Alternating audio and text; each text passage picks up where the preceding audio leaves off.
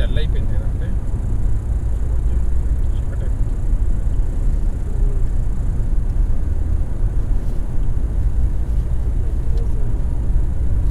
Cruise on చేయటం ఎలానో తెలుసా సీత? క్రూయిజ్ ఆన్ చేయటం ఎలానో తెలుసా? నేర్చుకోరా.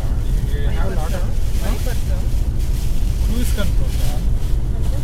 కంట్రోల్ క్రూజ్ అంటే ఇప్పుడు నేను కాళ్ళు యాక్సలరేట్ చేయట్లేదు, యాక్సలేషన్ మీద పెట్టలేదు.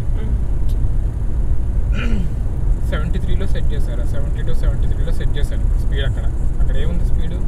72. అప్పుడు క్రూజ్ ఆన్ చేసామనుకో, ఏ స్పీడ్లో ఉన్నప్పుడు క్రూజ్ ఆన్ చేస్తే ఆ స్పీడ్లో కంటిన్యూ అవుతుంది. ఇక్కడ స్టీరింగ్ మీద ఉంది, అదే చెప్తున్నాను. కంట్రోల్స్ నేర్చుకుంటున్నాను. ఇక ఫస్ట్ ఆన్ చేయాలి. ఇక్కడ ఆన్ బటన్ ఉంది కదా, ఇక్కడ ఆన్ ఉంది కదా, ఆన్ చేయాలన్నమాట.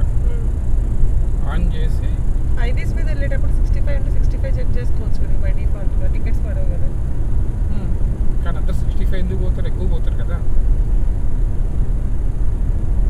అందరితో మనకు సంబంధం. ఎవరైనా సరే కొద్దిగా తొందరగా వెళ్ళాలని ఉంటుంది కదా. Why do you want to waste 10 minutes? 2 గంటలు చూసుకుంటే 72లో నీకు పడదు టికెట్.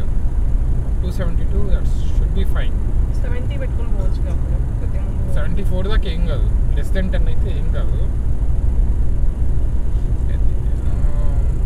బట్ మన టైం బాగాలేకపోతే that depends upon the road కూడా. మ్యాక్సిమం హైవేస్లో 65 ఉంటే 74 దాకా వెళ్ళొచ్చు. ఇందాక వెళ్ళేటప్పుడు నేను 74లో వెళ్తున్నాను, కాపు ఉన్నాడు అక్కడ. వాడేం ఆపలేదు. చాలాసార్లు అయింది అట్లా. టైం బాగాలేకపోతే ఆపుతాడు అనుకో. But most of the time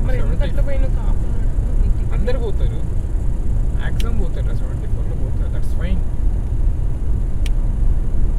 చాలా స్పీడ్ పోతాయి. అంటే మినిమం 15 అబోవ్ పోయావు అనుకో, 65 ఉండి నువ్వు ఆల్మోస్ట్ 79 80